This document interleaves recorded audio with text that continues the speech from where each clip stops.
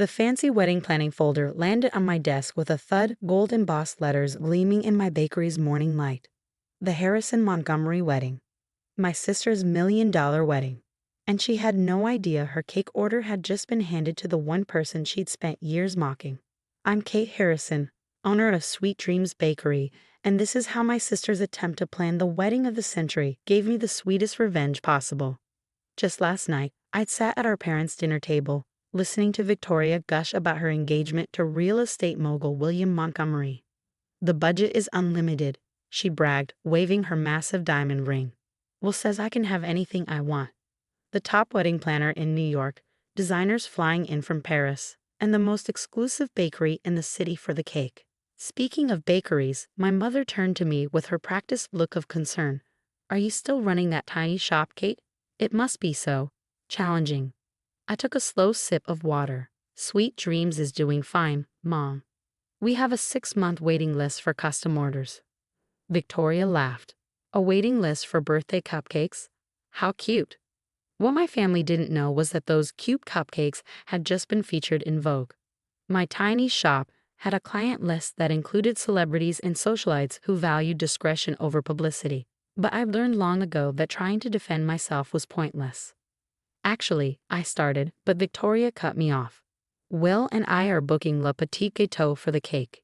You know, that exclusive French bakery that did the royal wedding? They usually have a 2-year waiting list, but they're making an exception for us. I nearly choked on my water. Le Petit Gâteau, the bakery that had approached me 3 months ago about buying my business. The one whose master pastry chef had retired last month. The one I now owned. I kept the acquisition quiet, maintaining the French bakery's brand while running both businesses. Only my staff and the lawyers knew about the change in ownership. That's interesting, I managed to say. Of course, you wouldn't know about them, Victoria continued. They're really exclusive. Everything is done through their wedding planner. The baker never even meets with clients directly. I bit back a smile, thinking of the meetings I'd had that very morning designing cakes for 2 ambassadors and a Hollywood director. Will's got connections with everyone, Victoria bragged. He pulled strings to get us on their calendar. The consultation is tomorrow morning. My phone buzzed. A text from my assistant manager. Victoria Harrison Montgomery consultation confirmed for 9 a.m. Should be interesting.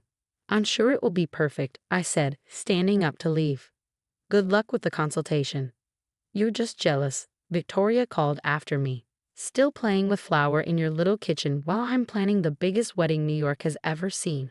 I drove back to my bakery, thinking about the years of similar comments, how Victoria had laughed when I left my corporate job to study pastry, how she told everyone I was settling by opening my own business instead of marrying well, like she had.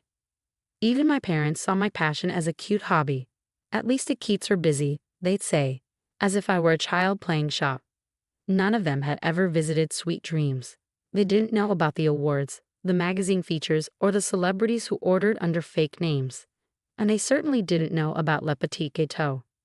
The next morning, I arrived early to prepare for Victoria's consultation. I transformed the private tasting room of Le Petit Gâteau into a bridal fantasy with sample cakes and delicate pastries arranged on antique silver stands. She's here, my assistant texted, still making snide comments about your cute little bakery to the wedding planner. I adjusted my chef's coat, crisp white with Le Petit Gâteau, embroidered in silver, and checked my reflection. Victoria hadn't seen me in my professional attire before. With my hair pulled back and my minimal makeup, I looked every bit the serious pastry chef I was. I heard her voice before the door opened. I want something spectacular, she was saying. Something that will make people forget every other wedding cake they've ever seen. The wedding planner, Sophia, caught my eye as she entered. She'd been in on the surprise since booking the appointment. Mrs. Montgomery to be, Sophia said smoothly. Allow me to introduce you to our master pastry chef. Victoria turned, her perfectly made-up face freezing in shock as she recognized me. Kate? I smiled professionally. Welcome to Le Petit Gâteau, Ms. Harrison. Shall we discuss your wedding cake? The color drained from her face as she looked around. At the prestigious bakery's logo, at my professional attire, at the spectacular display of cakes that proved exactly what her little sister playing with flour could do. This is impossible, she whispered. You can't be. the owner and master pastry chef of both Le Petit Gâteau and Sweet Dreams Bakery. I finished for her. Actually, I am. Now, I believe you wanted something spectacular. Victoria sank into a gilt chair, her world visibly tilting on its axis.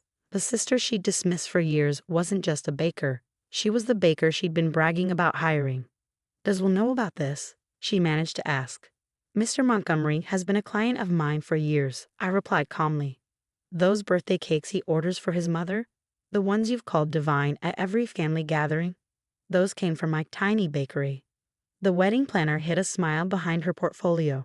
She'd seen plenty of bridezillas, but watching one realize her own sister was the exclusive baker she'd been name-dropping. This was new. I opened my design portfolio. Now about your cake. You mentioned wanting to make people forget every other wedding cake they've ever seen. Victoria stared at me, then at the stunning displays around us, then back at me. For the first time in our lives, she was speechless, and I was just getting started. Victoria's consultation lasted 2 hours. I watched my sister cycle through denial, anger, bargaining, and finally, surprisingly, acceptance. So all those celebrity cakes I've seen on Instagram, she said weakly, flipping through my portfolio. Sweet Dreams Bakery, I confirmed. We just don't advertise the client names. And the cake for the governor's daughter? Le Petit Gâteau. Though technically, both bakeries are mine now. She stared at the sketches I prepared, elegant designs that would make her wedding cake the talk of New York society. These are incredible, she admitted. But why didn't you ever tell us? I raised an eyebrow. Would you have listened? Last Christmas, you called my career playing around in a kitchen during the family dinner. She had the grace to blush. I didn't know? No, I agreed. You didn't. None of you did. Because none of you ever bothered to visit either of my bakeries or take my work seriously. The wedding planner, Sophia, cleared her throat. Ms. Harrison, shall we discuss the cake design you've proposed? The sugar flowers alone will take 3 weeks to craft. Victoria's eyes widened as I explained the complexity of what I'd designed. 6 tiers of handcrafted perfection, each layer telling part of her love story through intricate details. The kind of cake that would indeed make people forget every other wedding cake they'd seen. This would be on every bridal magazine cover, Sophie added. If, of course, that's what you want. Victoria looked at me. If? What do you mean? I closed my portfolio. Well, you have 2 options. You can either find another baker, though good luck booking someone of this caliber on short notice, or you can let your little sister playing with flour create the most spectacular wedding cake New York has seen this decade. While telling everyone it's from Le Petit Gâteau, she said slowly. No, I corrected her. While telling everyone it's from both Le Petit Gâteau and Sweet Dreams Bakery, a special collaboration between the 2 most exclusive bakeries in the city, both owned by your sister. She sat back, processing this. Mom and Dad are going to have a fit. Mom and Dad are going to have to accept that their daughter who settled for being a baker is actually rather good at it. Just then, my phone buzzed. The text made me smile. Excuse me, I said, standing. I have another client arriving. The British ambassador's daughter. Sophie can handle the rest of the details. Victoria grabbed my arm as I passed. Kate, wait. Will you really do my cake? I looked at my sister, really looked at her, and saw something I'd never seen before. Respect. Of course I will, I said. You're still my sister. Just make sure to spell both bakery names correctly on the wedding program. The next few weeks were interesting, to say the least. Victoria called our parents right after the consultation. I could hear my mother's screech of disbelief from across the room. They showed up at Sweet Dreams Bakery the next morning. Why didn't you tell us? My mother demanded, looking around at the elegant shop with new eyes. About which part? I asked, piping delicate roses onto a celebration cake. Sweet Dreams success. The celebrity clients, buying Le Petit Gâteau. You never seemed interested in the details of my little hobby. My father picked up a framed magazine article, my feature in food and wine. We didn't know.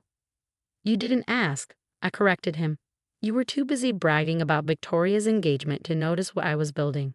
The work on Victoria's cake began a month before the wedding. Each tier required days of preparation. Each sugar flower had to be perfectly crafted. My team worked with the precision of surgeons, knowing this cake would be our masterpiece. The morning of the wedding, I personally oversaw the cake's installation at the Plaza Hotel. 6 tiers of white chocolate and Madagascar vanilla, decorated with hundreds of handmade sugar flowers so realistic that guests tried to smell them. Hidden within the design were subtle symbols of Victoria and Will's relationship. The Eiffel Tower where they met, the Manhattan skyline where they lived, tiny details that told their story. Victoria came to see it before the reception. "Kate," she whispered, tears threatening to ruin her perfect makeup. "It's the most beautiful thing I've ever seen." "Wait until you taste it," I smiled. "I added that caramel filling you loved as a kid. Remember? From the cakes I used to make for your birthday?" She hugged me then, careful not to crush her designer dress. "I'm sorry," she said, "for everything, for not seeing how amazing you are at this." The cake was a sensation. Photos went viral on social media. Wedding magazines demanded interviews. Even my parents had to admit that their bakery hobbyist daughter had created something extraordinary. 1 month later, I sat in my office at Sweet Dreams, looking at the latest wedding magazine cover featuring Victoria's cake. The article mentioned both bakeries, noting that the mysterious owner, me, had created a new standard in wedding cake artistry. My phone buzzed with a text from Victoria. "Help. Emma from the club wants to book you for her daughter's wedding. She's offering to pay double." I smiled, thinking of my 2-year waiting list and the celebrities begging for appointments. "Tell her to call the bakery," I replied. "Standard booking procedure. No special treatment, even for your friends." "But she's offering serious money," Victoria protested. "Vic, I have Saudi princes on my waiting list. Money isn't the issue. Perfection is." There was a pause then. "I get it now. Why you love this. Why you chose it. You're not just a baker. You're an artist." I looked around my bustling bakery, then through the connecting door to Le Petit Gâteau. Both kitchens were full of talented staff creating edible masterpieces. Both shops had lines out the door. "Took you long enough to notice," I texted back. My mother called later that day. "Darling, the country club is hosting a charity gala. They want to know if you consider making the centerpiece cake. Of course they'll pay whatever you ask." "Mom," I cut her off, "tell them to call the bakery. Standard booking procedure." "But I'm your mother." "Yes," I agreed. "And now you know what your daughter actually does for a living." I hung up and went back to my kitchen. I had cakes to design, staff to train, and 2 successful businesses to run. Sometimes the sweetest revenge isn't just proving people wrong. It's making them admit they never really knew you at all. And sometimes success tastes best when served with a side of humble pie. Even if you have to bake it yourself.